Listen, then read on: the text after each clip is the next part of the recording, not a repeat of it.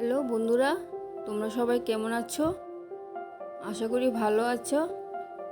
আজকে নিয়ে আসলাম সজনে পাতার মুসুরির ডাল।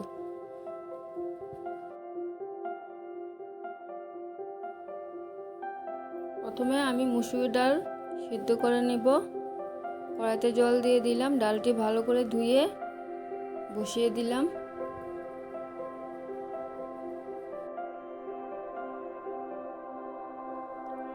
ডালটা আজকে কড়াইতে সিদ্ধ বসিয়ে দিলাম।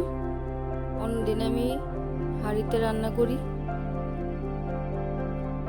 অল্প লবণ দিয়ে দিলাম। লবণ দিয়ে ডাল সিদ্ধ করলে ডালটা ভালো করে সিদ্ধ হয়।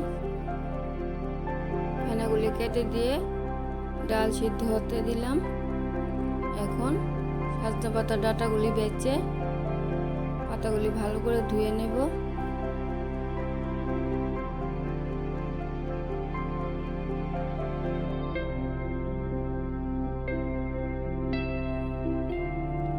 ডালটা সিদ্ধ হয়ে গেছে। পাতা দিয়ে ডালটা ভেঙে দেব। অন্য একটা পাত্রে নামিয়ে নিলাম।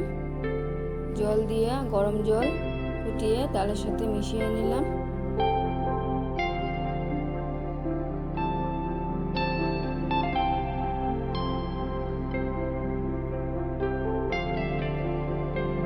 কড়াইটা পরিষ্কার করে বসিয়ে দিলাম।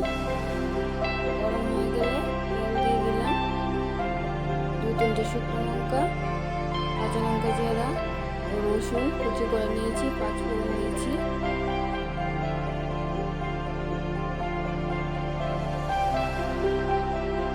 তেল গরম হয়ে গেলে 5 ফোড়ন ও শুকনো লঙ্কা দিয়ে দিলাম।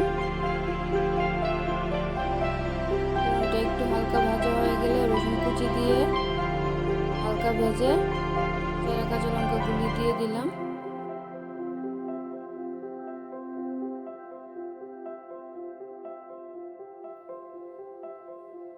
এখন সজনে পাতা গুলি দিয়ে দেব। একটু হালকা ভাজা করে ডালটা দিয়ে দিলাম।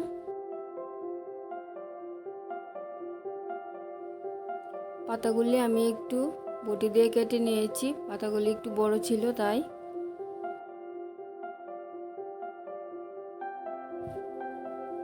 হলুদ লবণ দিয়ে ভালো করে ফুটিয়ে ডালটা নামিয়ে নিলাম। রেসিপিটা ভালো লাগলে লাইক কমেন্ট শেয়ার করবে আর আমার চ্যানেলটাকে সাবস্ক্রাইব করে পাশে থাকবেন।